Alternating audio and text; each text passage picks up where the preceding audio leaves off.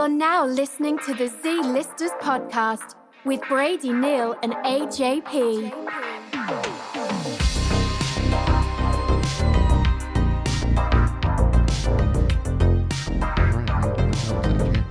You want to start or you want me to start? You start it. You set the tone. Okay. What's up, everybody? Welcome to the Z-Listers podcast. We're back in person today. That's actually a big thing. Our last two episodes, we have been social distancing. I could reach out and touch you right now. Please don't. 6 feet. I won't. I have about 3 bottles of hand sanitizer in my possession, by the way. Yeah, if you're wondering in the stores why all of it's gone, it's because this guy hey, chill. bought a lot of it. These were spaced out purchases, okay? Oh, okay. If the tone sounds weird today in this episode, it's because it is. This might be a bit of a shorter episode, but I didn't feel comfortable recording a new episode without talking about like what's been going on in the world. And I also didn't want this episode to be like the topics in this episode to be sandwiched between like shit jokes and whatever we normally talk about. So so this episode is really just going to be, addressing a lot and talking about how I felt about a lot of things going on, what I've seen. And it's probably going to be, it is going to be to date the most serious episode that we've done. Yeah. So, I don't even know where to start. I mean, I have a whole list of notes here in my phone. Right. Well, for people who maybe aren't aware, the country is just fucking in pieces right now. It really is. Shit is really crazy right now. I've always been, since I've started, I say this with air quotes, to try to make it in probably 2008, whenever I started, I always tried to stay, I never really tried to voice my opinion. I always just wanted to put out music, and that was it. I didn't want to be the person always commenting on things. But I feel like this is something totally different. I feel like you probably see it on Facebook when something happens. Everyone will change their profile picture to this or that. Yeah. Not that I don't care about those things, but I think a lot of times, to me, it comes off as like disingenuous, so I don't ever want to come across that way. Right.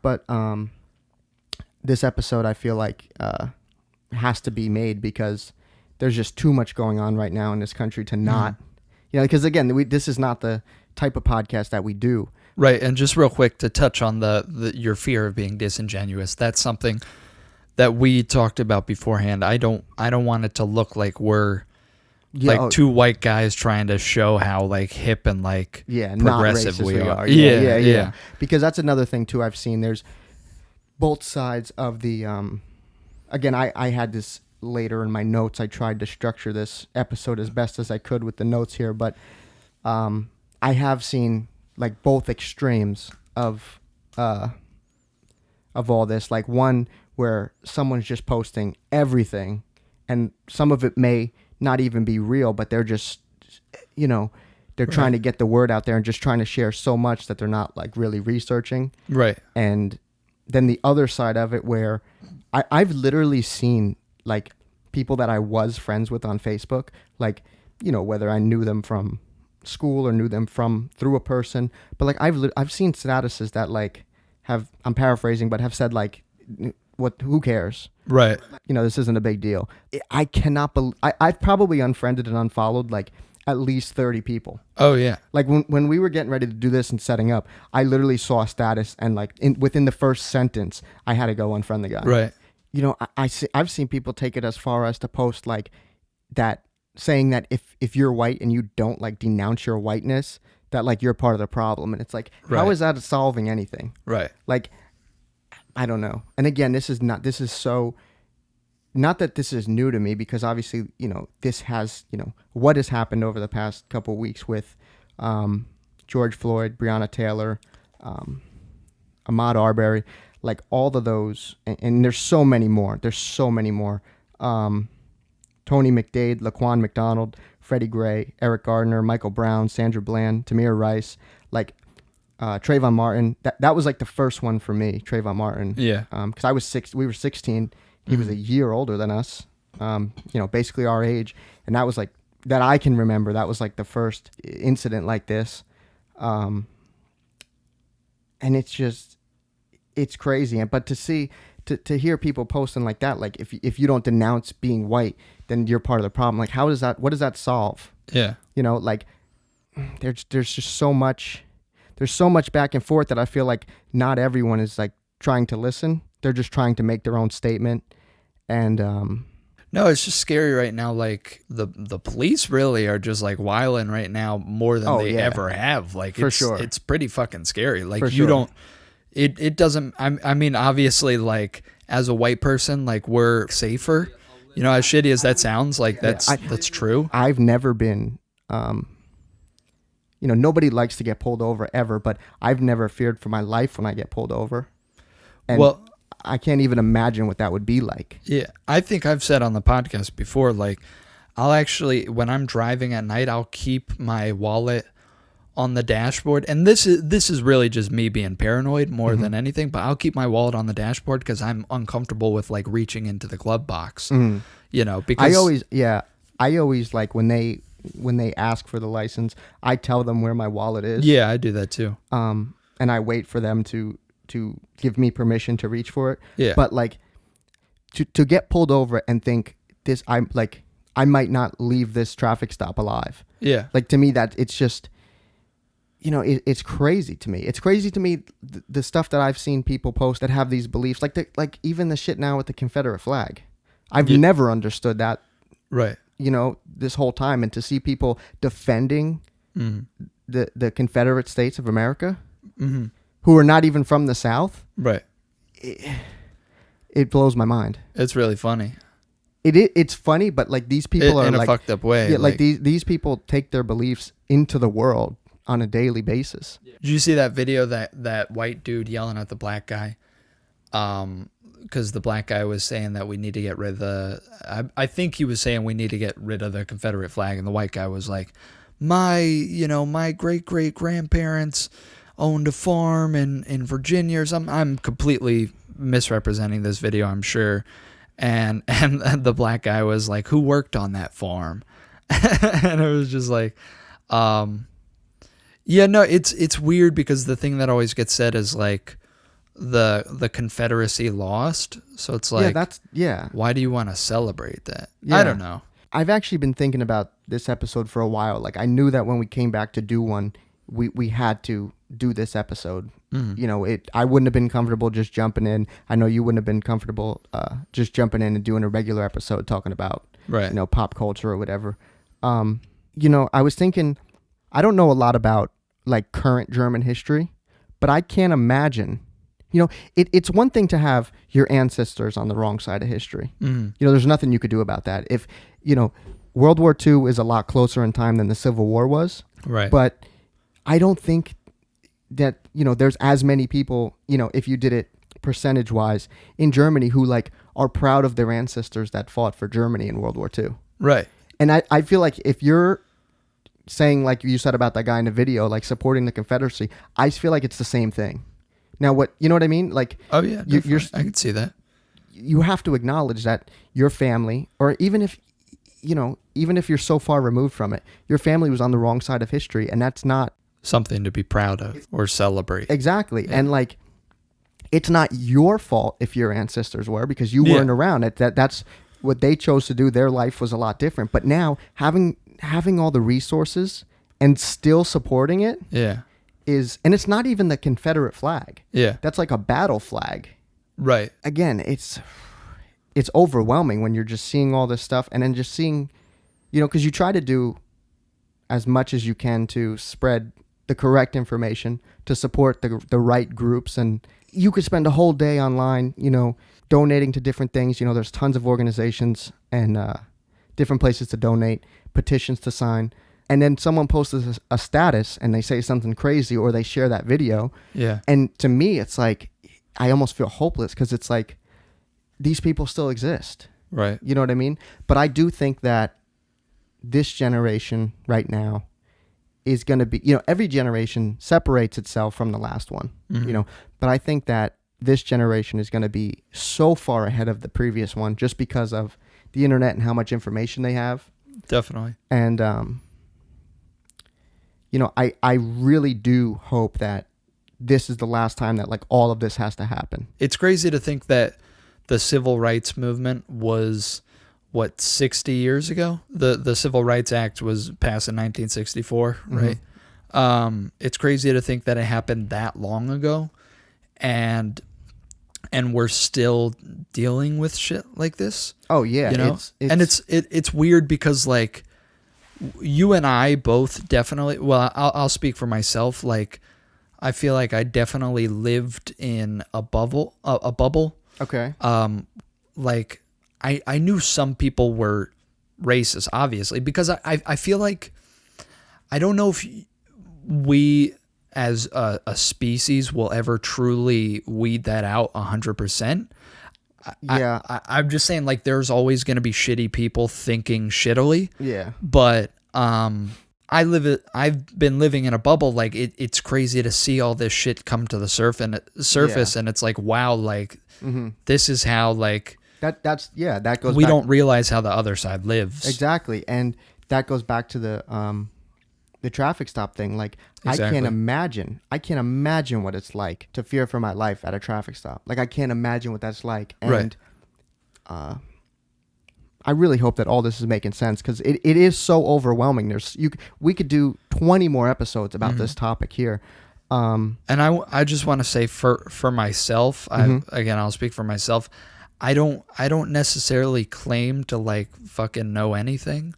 So I don't want to act like I have all the answers or anything. Oh, so if yeah. somebody hears this and they're like, "What the fuck is this guy talking about?" It's probably just because I'm stupid. Like, I'll be completely honest. There's a lot of graphics I've seen, infographics, and like articles I've seen that I was ignorant to before all this. yeah, And it's not because I didn't care, but it's just I didn't know. You know. Oh wait, I had a really. While you're searching for that, Yeah, can I want to go back real quick to the Germany thing. Not only does that might have been a bad example, but that's the only other thing I could think of where like your family members were clearly wrong and like you wouldn't support that. Yeah. You know? Not only does it seem like a lot, there's a very, very small minority of Germans who would like still support Nazi ideology and stuff like that.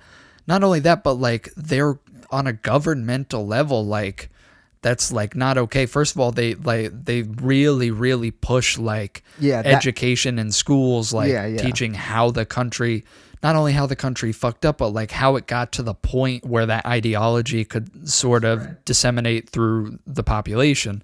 And then also like there's a lot of people probably know this, but like if you go to Germany and like do the classic like Heil Hitler salute, like you'll go to jail. I didn't know they don't fuck with that at all. I knew that they distanced themselves from that. Yeah. What I was gonna say is there's a video series by Emmanuel Acho. He was a football player. Right now there's 2 videos up. The name of the series is Uncomfortable Conversations with a Black Man. Okay. On episode 2, Matthew McConaughey was on. It was very good. I can't remember.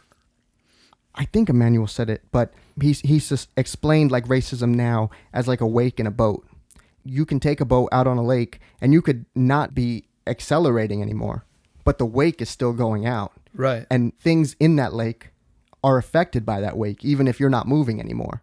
Again, I'm butchering that. He said it way better than that. But that really resonated with me because I was like, wow, like one policy or one change or one or less funding to the police, that's not going to change the years of the things that are put in place.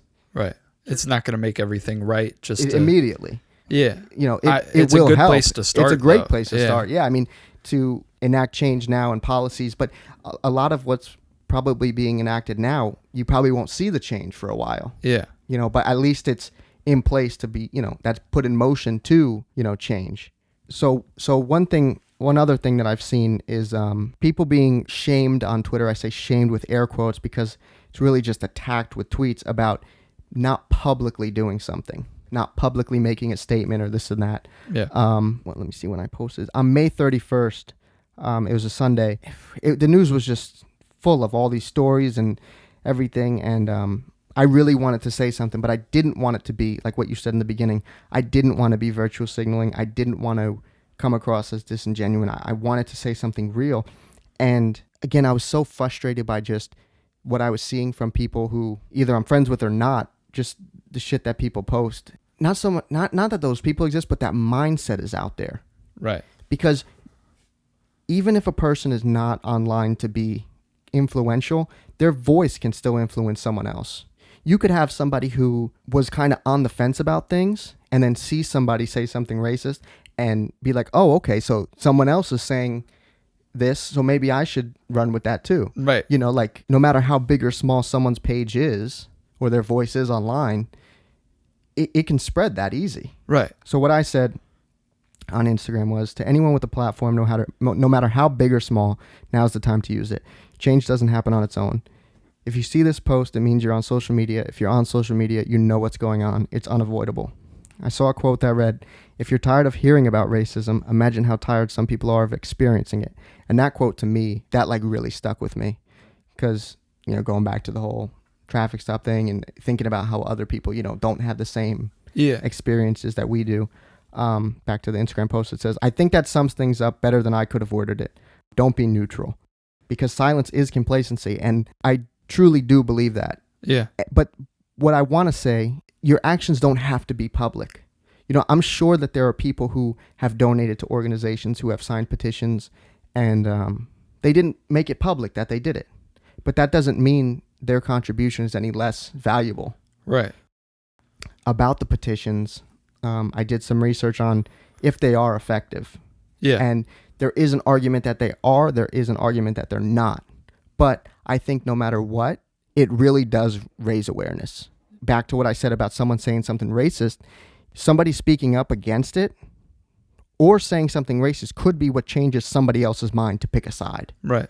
So that's why I do believe that silence is complacency, because if you don't have social media and you don't post about it, your signature or your donation is also helping. Because am I making sense? I feel like I'm saying a lot. Yeah. I don't want to be saying a lot of nothing. Mm-hmm. But again, it's just there's so much. But that bothered me because I've seen a lot of Twitter accounts saying, like, if you're not doing this, you're wrong. If you're not doing that, you're wrong. Right. If you're not sharing these things, you're wrong. I'll be completely honest. I didn't share anything or say anything on any social media platform, only because I just don't. Maybe it's dumb, but I just don't want to look like I'm virtue signaling. I don't want to look like I'm trying to be like, you know, like I'm trying to show how thoughtful I am and how culturally minded I am, you know? Mm-hmm. Yeah, that's been a big reason why in the past with situations I really haven't spoken up or done anything. And I think I do believe I probably should have. Yeah, and I think I'm probably wrong to have not said anything, but I think doing this episode and going forward and sharing things I see in my post, and that post wasn't just on Instagram, I put it on all of my pages, but I did tag 2 organizations that I think are doing lots of great things, Color of Change and the National Bailout. You can go research those. There's so many different places and organizations and groups that are really helping out. If there was like a weird cut there in that audio, we just had a problem with the laptop, but we're back up and running now. One thing I wanted to say before was there's actually an artist, Kadir Nelson. He's based in LA. He's done a lot of things that you've probably seen before, but he recently did a cover for the New Yorker, and I'll put the link in the notes or the description of this podcast. But the name, or if you want to look it up, it's called Kadir Nelson Say Their Names. And there's an interactive cover on the New Yorker's website, and you can scroll through, and it shows all the different names of those who have been killed by police. Not even just recently. I mean, it goes back. It's a very powerful piece. I just wanted to throw that in there and share it. But going back to the Breonna Taylor murder with the no-knock warrant, which is fucking crazy. Even that's a thing is crazy. Yeah. This fucking pissed me off even more. Like over the last, I'd say, month, I've gone through like so many emotions, from overwhelmed to confused to helpless. Like, what can I do? To just enraged. And the fucking police report listed injuries as none. Wow. She was shot 8 times. Yeah. They kicked in her door. I don't know what time it was, but it doesn't matter. How do you explain that? You now have a dead woman, and the police report says no injuries. Injuries none. It's ridiculous. Right. Even with the George Floyd autopsy, they first said that he didn't die from asphyxiation. Mm-hmm. And then the family got a second one, and it basically said that one that the police did was bullshit. Right. How do you have another grown man's knee on your neck and you don't die from asphyxiation? Right.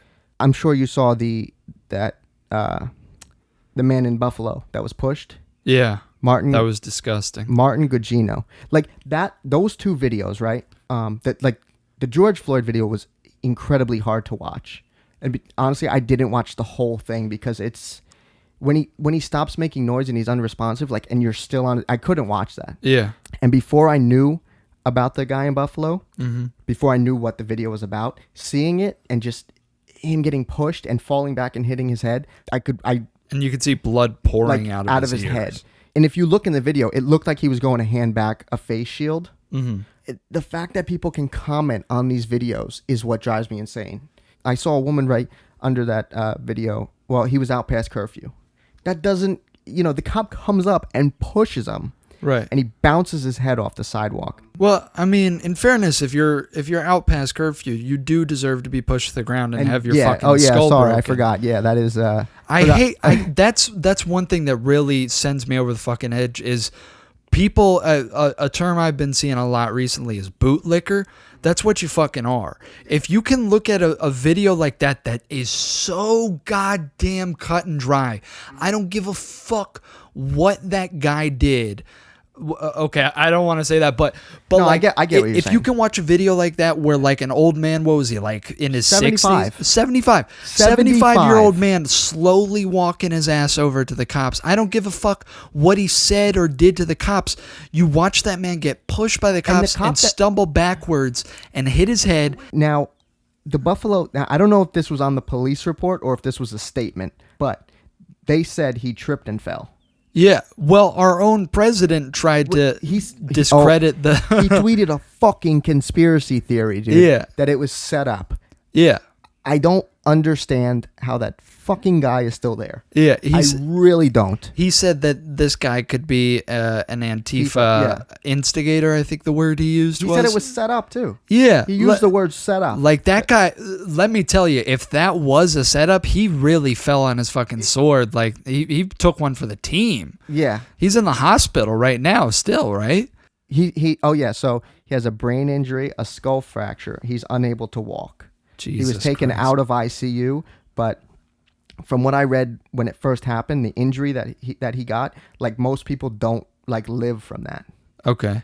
And you got to take his age into account. He's 75. Right. And then your fucking president is tweeting conspiracy theories. Yeah.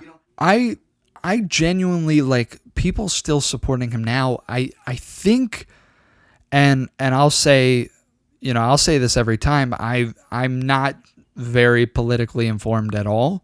So again, I'm not claiming to be like the fountain of knowledge on this subject, but it seems to me that if you're still supporting him, like, it has to be a result of willful ignorance. The shit that he does on a daily, weekly, monthly basis, whatever, that people seemingly just turn a blind eye to, or there's always some fucking excuse. Like, one of my uncles is a Trump supporter, not like a super strong one, but he's kind of like on the fence, and he'll sit there and just kind of play devil's advocate, but it's always some little excuse, like or whataboutism, like they'll deflect it and be like, oh, well, what about when so and so did this? It's like, okay, well, so and so's not the president of our country. That's another thing too. I think I've talked to you about this off air, and I've definitely mentioned it to other people. When I was a kid, when we were kids, and the president came on TV, that shit would stop Nickelodeon. That shit would stop like Cartoon Network. Like, the president going on TV was a big deal. Right. And I remember being a kid and being annoyed by it because my cartoons were off. Yeah, Kids Next Door is on. Exactly. But as a kid, being able to talk to the president was like unimaginable to me. Right. Now you just tweet them. That's so crazy. Literally, I have like young cousins. They can, if they wanted to, they can send a tweet to Trump. And what's crazier, because we could have sent a tweet to Obama. Right. Obama was like the first president with social media because he, Right. When he came into office, that's kind of when it was really taken off. Right. George Bush was still in like the MySpace days. Definitely, yeah. But what's crazier about Trump is not only can you tweet him, there's a good chance he might see it. And you know what? He's so insecure he might respond. He might respond. Like, it's insane. Back to the bootlicking thing. To me, that's the main thing that I've been focusing on is just how out of control the police are in this country. I mean, it seems like there's almost next to zero accountability, and which is something that people have been pushing to change, and hopefully it will. But it's just so crazy. I think right now it has to. I don't think it can't. Well, it's weird. Like you were naming that list of all those people, and like some of those people, passed away, or I don't want to say passed away, were killed years ago, and it's just weird because it was the status quo for so long. Like every couple weeks, every couple months, whatever, you would see a horrific incident like that. I never thought it would come to this point where it actually reached a boiling point and there were riots and stuff, but I think that's what we need. I hope it doesn't. I couldn't agree more. I hope nobody dies or anything, but like we need to all start standing up. That's a big thing of what you just said. It might be too easy to become a police officer. Oh, 100%. There's no think about it. It is. You don't have to have necessarily. I mean, I'm sure it varies from department to department, but I know they have to. I'm sure they have to get evaluated. Yeah. But I'm sure it's probably not to the level of where it should be. Yeah, the overwhelming majority, like you don't necessarily need a degree in criminal justice to become a police officer. You just go to the police academy for whatever that is, like 6 months. Mm-hmm. You don't need a degree in criminal justice. The bare minimum should be a degree in criminal justice with like a minor in psychology. Or sociology, just understanding like how people interact and shit. And this is going to get very sort of I don't even know how to phrase it. Like we might be a little over our heads here, but it is kind of like an interesting thing, the societal sort of dynamic at play where it's a very inherently antagonistic sort of combative system where Americans and the police are natural enemies, Definitely. So when the police roll up on somebody, they're not thinking, oh, like, I'm just gonna try and give this, like, they're almost ready for conflict. They're kind of both sides, really, because the police roll up with such authority. They roll up, wanting there to be something, so that they can say that they had a big day that day, right, something like that. It happens all the fucking time. Even before this, how many times over the past, let's say 5 years, have you seen some video on whatever major news network, whatever social media platform? How many times have you seen a video where something horrendous happens? Somebody is complying with orders and they get shot and killed, or they're just what the fuck ever, like they're just going about their day, going for their jog, and the officer is clearly in the wrong, and then fucking nothing happens. He gets a little paid suspension, and then and another thing is like even if it's unpaid, them just not immediately getting fired, and then the fucking cops are the ones that do the investigation. And well, that's the thing I wanted to get into. So number one, even if they get fired, there's not much in the way of like barring them from just going to the next town over and getting employed as a cop there. Because the U.S. doesn't have any sort of like national system to keep track of that, which some people would make the argument that like that's kind of inherently how our country is set up, and like the states are supposed to be their own kind of autonomous thing, and I get that, but like in the UK, for instance, they have it's my understanding that they have kind of a national oversight committee or something, kind of like internal affairs here, but it's like an independent thing, it's not through the police, and And so it's just really fucking crazy that you can. The fact that you can, even if the cop didn't kill somebody, the fact that the cop could have so many reports against them, get fired, and then just move and get the same job, doing the same thing in a new place. Those incident reports should follow you. You know, that they shouldn't just disappear once you cross state lines or cross county lines or move to the next town.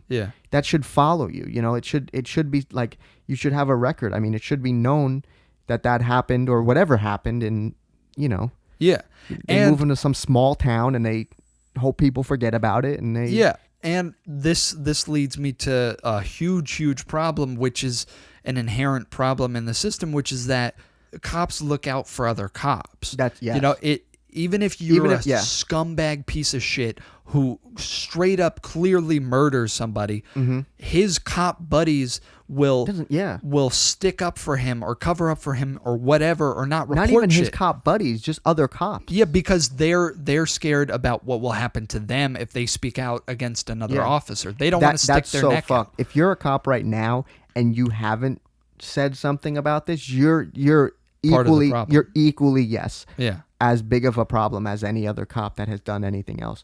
You know what I don't get, going back to the cops having like multiple incidents on the record shit. If I'm the chief of police, or I'm the captain of a precinct or whatever, I don't understand, why would I want somebody with all these offenses on his record on my police force? I don't understand why they're not more, whatever the word is, like why they're not more diligent about taking care of that. That's a great point, because when something happens like this, the one that has to make the statement is the chief of police. And in some cases, they'll just like steer into the skid. Maybe that's not the right term. Like they'll just like completely not understand the public like zeitgeist, and they'll there's some term I can't like think double of it. down on it. Double down on it. Yeah. Did you see? It was again with the facts here. It was like a police chief somewhere in New York City was basically like, we're people too, like you gotta blah blah blah, like just completely not getting what people were so upset about. Not even on topic. We're not all bad, and it's like, that's not the fucking point. You need to crack down on the bad cops. Especially in New York City, because that's like a place where corruption, you know, is presumed to be out there. I mean, have you seen Serpico? I haven't, but I know it exists. But no, it's crazy. And going back to what you said about, it was some quote that you posted on social media. What did you say? Oh, I said, if you're tired of hearing about racism, imagine how tired people are of experiencing it. Yeah. That makes me so sick that there are people out there who are literally so close-minded and ignorant that they can't even, like, for a second, people who are so unempathetic that they can't even for a second try to imagine what it's like. And they just like close their eyes to it. They're just like, that's fucking bullshit. These people are making it up. Or my family came here in 1920. Yeah. It's such a like overdone like social justice warrior term, but like, you know, white privilege is like a real thing. Oh, 100%. I'm glad we did this episode. I'm glad we talked about this stuff.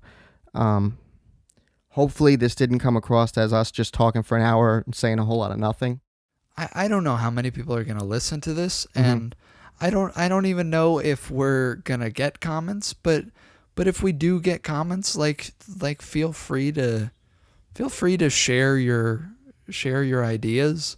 Oh, 100%, 100%, yeah. Yeah, let's all be civil and seek to understand each other, and like that's another big part too. Just listening, you know, going back to the video series I was telling you about, uncomfortable conversations with the black man. That's the whole point. The whole point of it. This is not a comfortable topic. There's still so many, you know, thoughts and, you know, things. I still feel so many things about all this, but you know, there's definitely a lot. I'm sure we both have that went unsaid. And I think, like I said, we could do this for hours, and I think, you know, that there would still be things that would go unsaid. But do you have anything in closing that you want to add? I did just want to make one last point. No, I'm just kidding.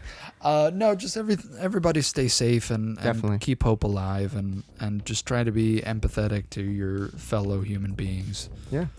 I guess. I don't know. I hope that's not too cutesy. I think But yeah.